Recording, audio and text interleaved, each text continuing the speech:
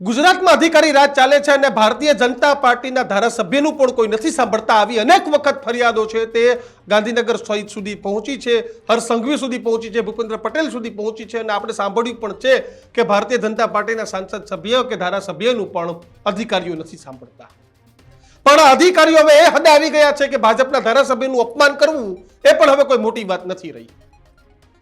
નમસ્કાર, હું છું દીક્ષિત ઠકરાર અને આપ જોઈ રહ્યા છો ગુજરાતનો ગર્જદાદ ન્યૂઝ રૂમ. છેલ્લા ઘણા બધા સમયથી આપણા ગુજરાતમાં અધિકારી રાજ એટલું બધું હાવી થઈ ગયું છે કે જે અધિકારી રાજ તમને નરેન્દ્ર મોદીની સરકારમાં જોવા ન મળતું. તમામ ધારાસભ્યો, તમામ સાંસદ સભ્યો, મંત્રીઓ, મુખ્યમંત્રીથી લઈ અને તમામને એક પાવર્સ આપવામાં આવ્યા હતા અને અધિકારીઓ પણ માપમાં રહેતા હતા. પણ હવે એક એવો ઘાટ છે તે રાજકોટ જિલ્લામાં સર્જાયો છે કે જે સાંભળી અને તમે પણ કહેશો કે આ હદે અધિકારી હોય, ચૂંટાયેલા પ્રતિનિધિનું આ પ્રમાણેનું અપમાન હોય તો આવી સ્થિતિ થઈ છે. કારણ કે એક આપણા રાજ્યમાં એક નિયમ છે કે સંકલન સમિતિની બેઠક સમયાંતરે અલગ અલગ જિલ્લા, અલગ અલગ વિધાનસભા સીટમાં છે તે થતો આવતો હોય છે. અને આ બેઠકમાં ધારાસભ્યો છે, સાંસદ સભ્યો છે જે હાજર હોય અથવા તો ધારાસભ્ય સાંસદ સભ્યોના પ્રતિનિધિ હાજર હોય તે પોતાના પ્રશ્નો રજૂ કરે. અધિકારીઓ સમક્ષથી કોઈ અગવડતા પડતી હોય તો એના પ્રશ્નો રજૂ થાય અને સમસ્યાનું નિરાકરણ આવે. રાજકોટ જિલ્લામાં એક વિધાનસભા બેઠક પર સંકલન સમિતિની બેઠક શરૂ થાય છે. ડેપ્યુટી કલેક્ટર કક્ષાના અધિકારી, સાંસદ સભ્યના પ્રતિનિધિ, ધારાસભ્ય પોતે, સ્થાનિક પોલીસ, આ તમામ લોકો છે તે આ બેઠકમાં હાજર રહે છે. અમારી માહિતી પ્રમાણે 25 થી 30 જે નેતાઓ અને તેની સાથે અધિકારીની ટીમ છે તે સંકલન સમિતિની બેઠકમાં સંકલન કરવા માટે બેસે છે. અને ત્યારે જ ભારતીય જનતા પાર્ટીના રાજકોટ જિલ્લાના એક ધારાસભ્ય છે. આમ તો આ ધારાસભ્ય વિવાદોથી દૂર રહે છે, પરંતુ કદાચ ક્યારેક વિવાદ આ ધારાસભ્યની પાછળ આવી જાય છે. આવા જ આ ધારાસભ્ય એક પ્રશ્ન રજૂ કરે છે.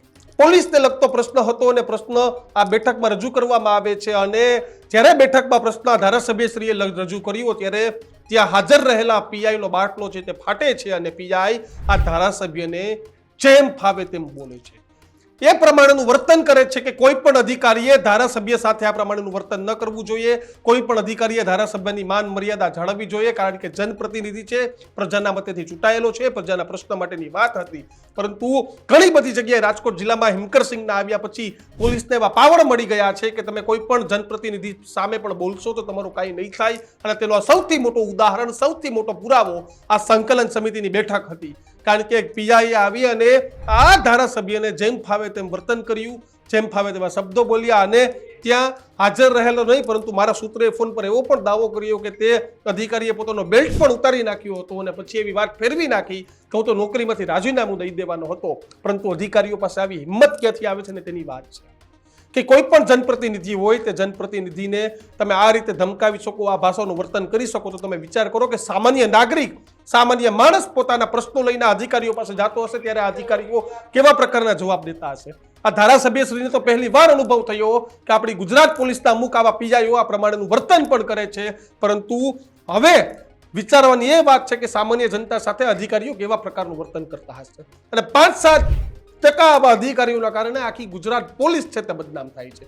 મને પણ ખબર છે કે 100% આવા નથી હોતા. રાજકોટ જિલ્લામાં પણ એવા અધિકારીઓ છે, બાહોશ અધિકારીઓ છે કે જે કોઈનું સાંભળતા નથી, કોઈની સાડાબારી નથી રાખતા. પણ આવા 5-7% અધિકારીઓના કારણે આખો સ્ટાફ છે તે બદનામ થાય છે.